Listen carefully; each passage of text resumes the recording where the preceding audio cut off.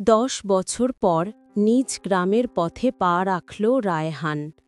শীতের ভোর, কুয়াশার চাদরে ঢাকা রাস্তা।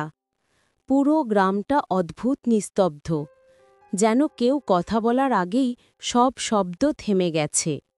রায়হান ভেবেছিল শৈশবের জায়গাটা নতুন লাগবে, কিন্তু বাস্তবে মনে হল গ্রাম যেন তাকে চেনেই না। তার মায়ের মৃত্যু হয়েছে 1 মাস আগে, এটাই তাকে ফিরিয়ে এনেছে। কিন্তু সত্যি কথা হল, মায়ের চিঠির শেষ পাতার 3টি লাইন তার হৃদয়ে এখনও ছুরি হয়ে বিঁধে আছে। রায়হান, রাতে ঘাটে যাস না। ওখানে যে নীরবতা থাকে সেটা মানুষ না। তুই এলে ওরা জেগে উঠবে। বাড়িতে পৌঁছানোর পর রায়হান টের পেল মায়ের ঘরের দরজার নিচ থেকে বের হচ্ছে একটা হালকা, পচা মাটির গন্ধ। বাড়ির কাজের মানুষ রহিমা বলল, চাচা, আপার শেষ কদিনে ঘাটের দিকে তাকাইছে বেশি।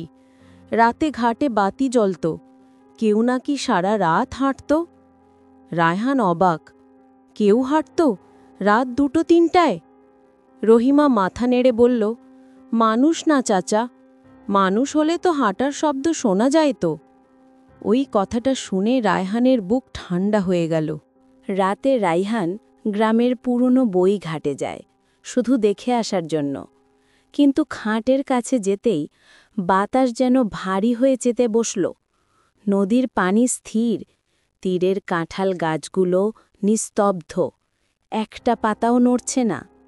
এক বৃদ্ধ, রফিক মিয়া, কাছে এসে ফিসফিস করে বলল, এই ঘাটে 1985 সালে 3 জন মারা গেছিল। তাদের দেহ নদীতে ভেসে উঠেছিল 3 দিন পর।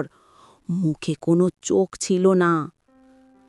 রায়হান অবাক, চোখ ছিল না মানে? বৃদ্ধের কণ্ঠ কাঁপল, ওরা যাকে দেখে তাকেই নিয়ে যায় চোখ দিয়ে।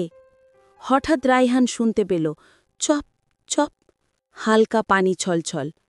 নদীতে কেউ যেন হাঁটছে। বৃদ্ধ পেছনে তাকিয়ে বলল, ফিরেন, ওরা জেগে আছে। রাতে রায়হান মায়ের ঘর পরিষ্কার করার সময় একটা কাঠের বাক্স পেল।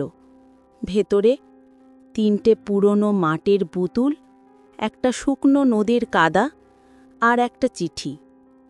রায়হান, আমি ঘাটের 3 জনের চোখ দেখেছি।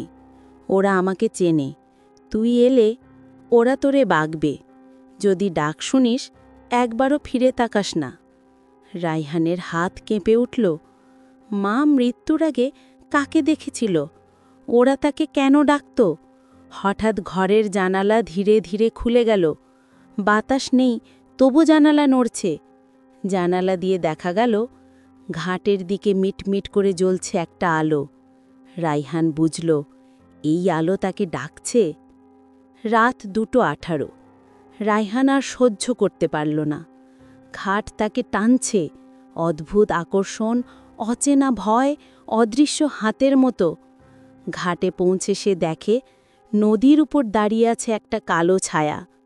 ছায়াটার শরীর নেই, মুখ নেই, কিন্তু 2টি চোখ ভাসছে পানির ঠিক ওপরে। হঠাৎ ছায়াটি পড়ে যেতে থাকা পানির মতো কাঁপতে কাঁপতে বলল, তুই অবশেষে আইসোস। রায়হান পিছিয়ে যায়। কে তুমি? ছায়া এগিয়ে আসে। আমরা 3 জন। আয়নে তোর মায়ের চোখ আমাদের দেখছিল। ওরে ডাকি নাই, ও নিজেই আইছিল। আজকাল মায়ের ছেলে আসে বিচার নিতে। রায়হান কেঁপে ওঠে, কোন বিচার? ছায়া বলল, তোর মা আমাদের চোখ লুকাইছিল। নদীতে ফিরা দেবার আজে চোখ চাই। রায়হান স্তব্ধ হয়ে যায়। ছায়া বলে, তোর মা চোখ 3টা তার ঘরে লুকাইছিল। আমরা ওরে নিছিলাম।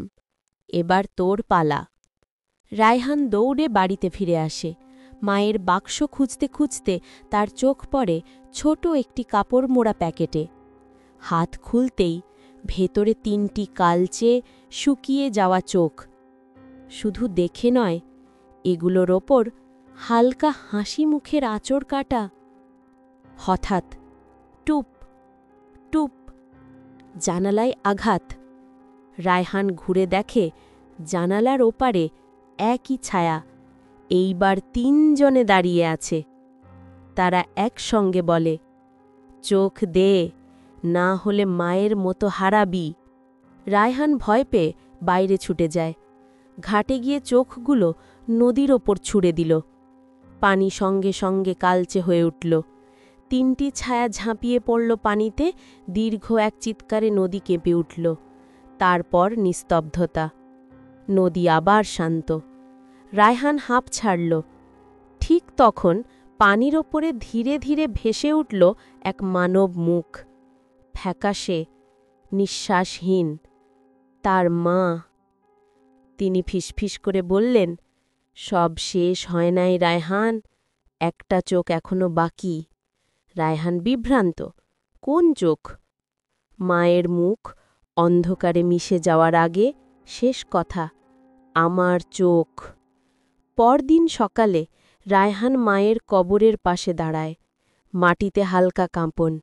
হঠাৎ মাটির ভেতর থেকে একটা বন্ধ চোখ খুলে গেল, সরাসরি তার দিকে তাকিয়ে।